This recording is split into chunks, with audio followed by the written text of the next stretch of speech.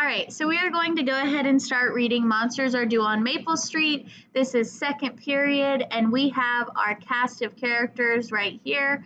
We are analyzing the theme as we go along, and we are excited to read Monsters Are Due on Maple Street. Act 1. Fade in on a shot of the sky. The various nebulae and planet bodies stand out in sharp, sparkling relief as the camera begins a slow pan across the heavens.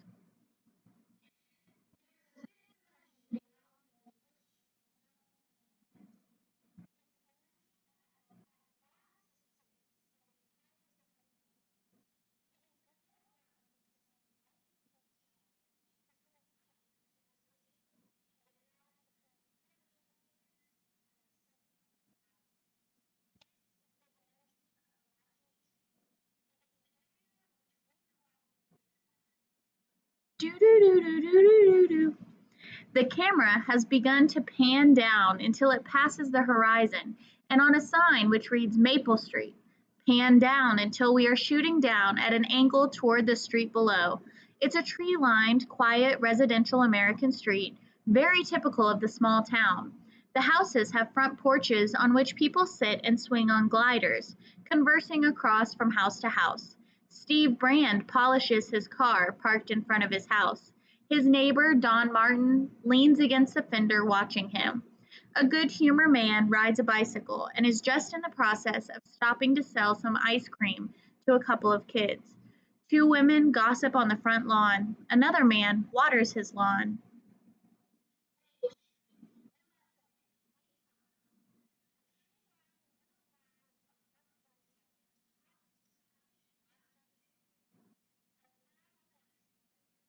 There is a pause and the camera moves over to a shot of the good humor man and two small boys who are standing alongside, just buying ice cream.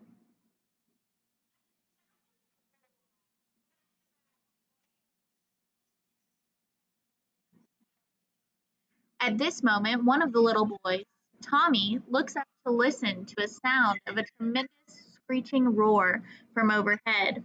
A flash of light plays on both of their faces and then it moves down the street past lawns and porches and rooftops and then disappears. Hey guys, please mute your mics unless you are on. Various people leave their porches and stop what they're doing to stare up at the sky. Steve Brand, the man who's been polishing his car, and now stands there transfixed, staring upwards. He looks at Don Martin, his neighbor from across the street.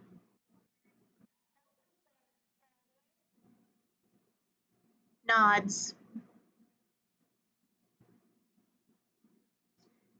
Don Martin.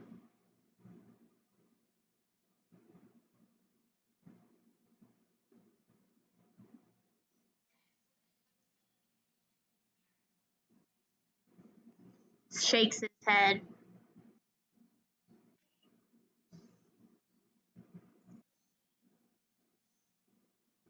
Steve Brand. Mrs. Brand from her porch. Steve raising his voice and looking toward porch.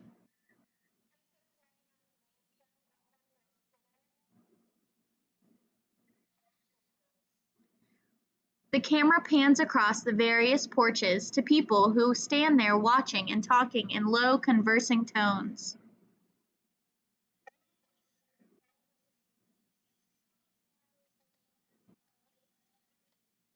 Pause.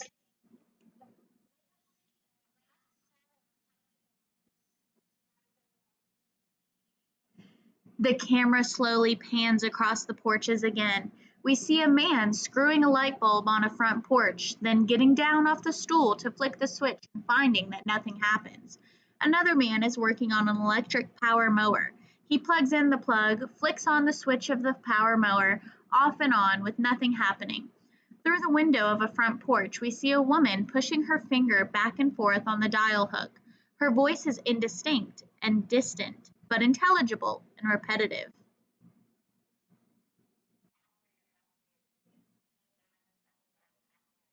Mrs. Brand comes out on the porch and calls to Steve. Mrs. Brand calling.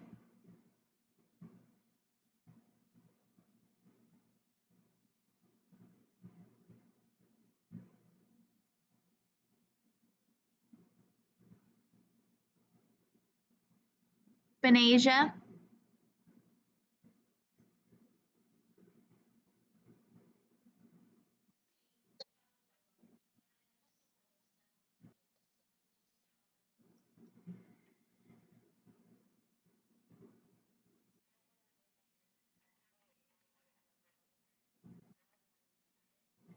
We look down the street as we hear the voices creep up from down below.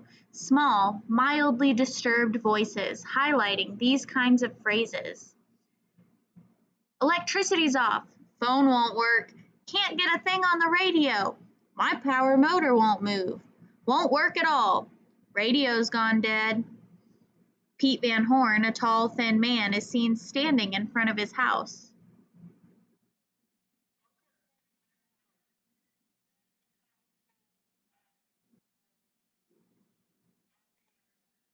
He walks past the side of the house and disappears into the backyard, the hammer on Van Horn's hip as he walks. The camera pans down slowly until we're looking at 10 or 11 people standing around the street and overflowing to the curb and sidewalk. In the background is Steve Brand's car.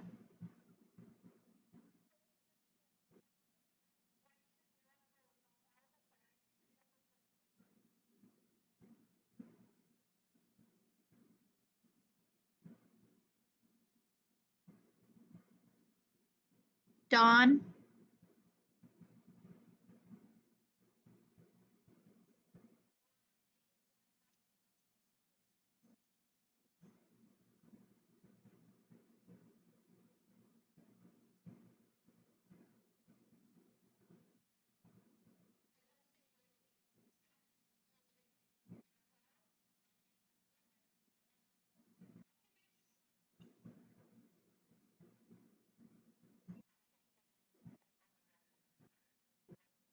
The people again murmur softly in wonderment and question.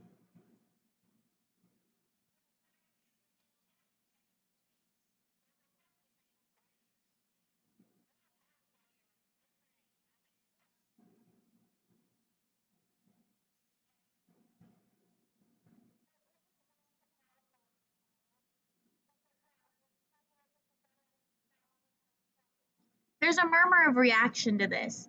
Steve looks from face to face and then over to his car. He walks over to the car, gets in it, turns the key. Beyond it, we see the crowd watching him from the other side. Steve starts the engine.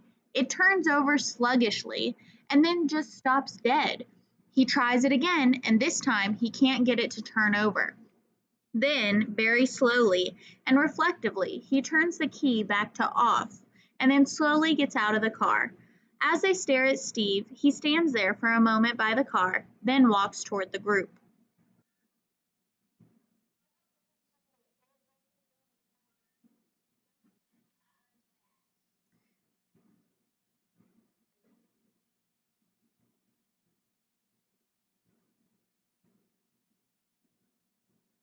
Steve shakes his head.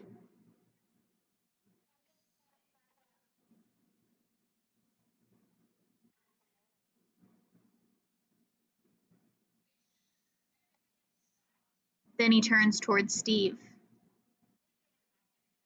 Another murmur of assent at this. He turns to look back at the car. He and Charlie exchange a look, then they start to walk away from the group.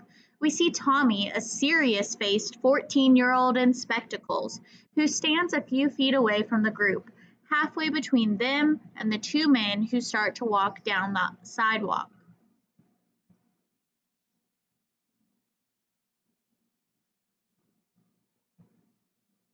Tommy.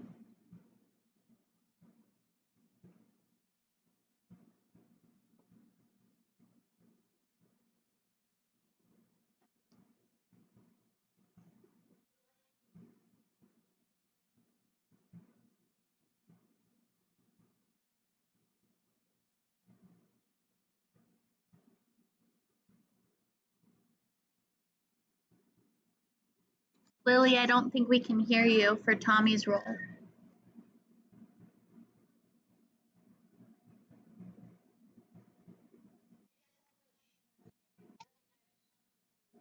Okay, can someone else take Tommy's role? Diego? Thank you, Diego.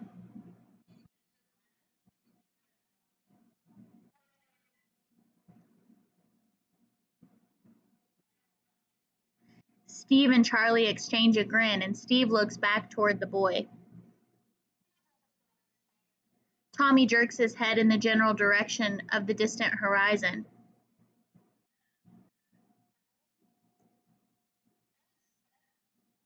Tommy very intently.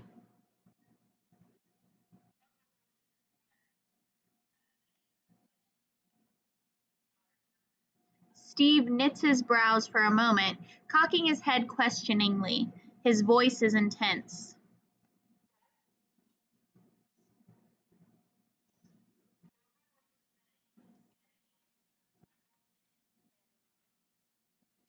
Steve leaves Charlie and walks over to the boy.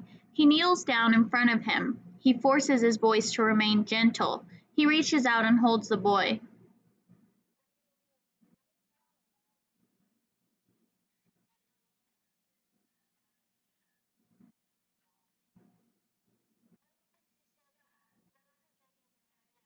Woman from the crowd.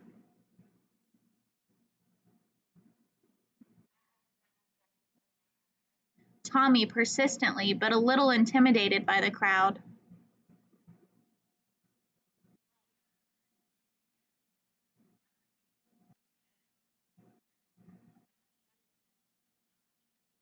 Woman to the boy's mother, Sally, who stands on the fringe of the crowd.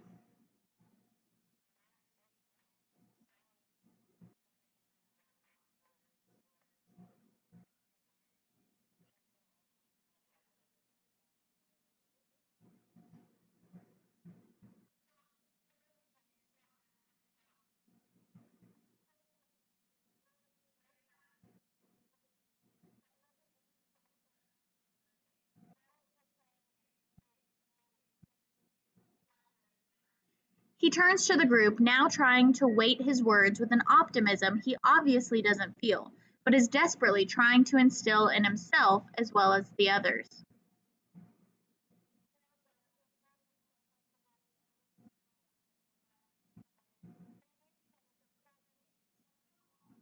Don picking up the cue. DeMarcus.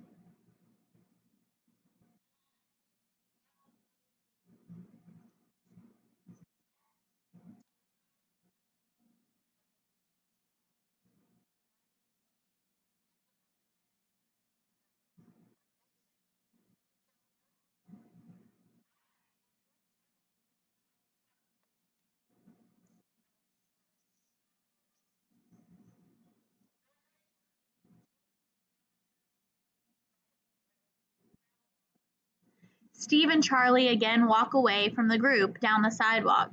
The people watch silently. Tommy stares at them, biting his lips and finally calling out again.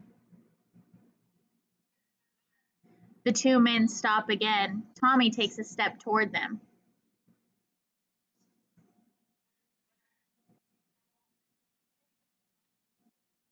Steve and Charlie can be seen beyond them. They stop once again and turn toward the boy. There's a murmur in the crowd, a murmur of irritation and concern, as if the boy were bringing up fears that shouldn't be brought up. Words which carried with them a strange kind of validity that came without logic, but nonetheless registered and had meaning and effect. Again, the murmur of reaction from the crowd. Tommy is partly frightened and partly defiant as well.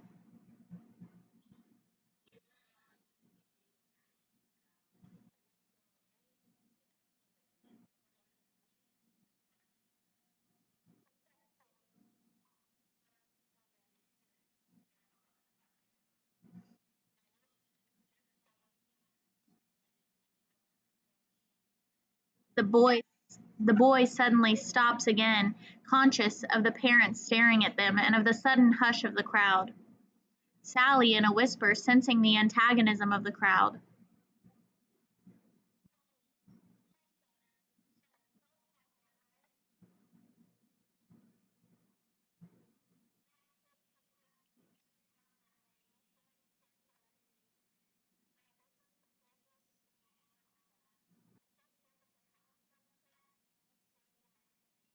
Steve walks toward the camera, stops by the boy.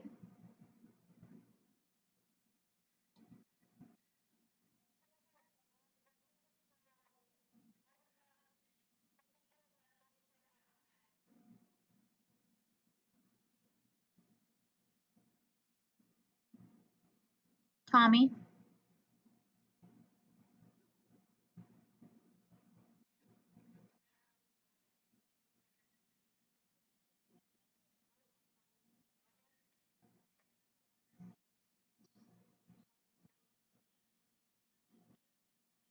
There's another, yeah, we're gonna stop at the end of this page.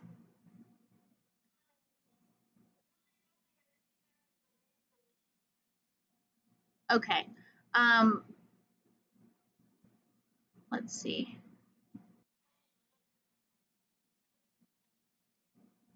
Yeah, she's not trying to get in right here. Um, okay. I'm gonna post this video on YouTube so she can watch it, and then tomorrow she'll join because we only have like 3 minutes left. But we'll try to figure out the problem so that tomorrow she can be in. Thank you guys for trying to help her out. I appreciate that. We're gonna finish this page really quickly. There's another. Oh, that might be Lily. There she is. Hi, Lily. We're finishing this page and then we're going to be done for the day. There's another silence as Steve looks toward the crowd and then toward Tommy. He wears a tight grin.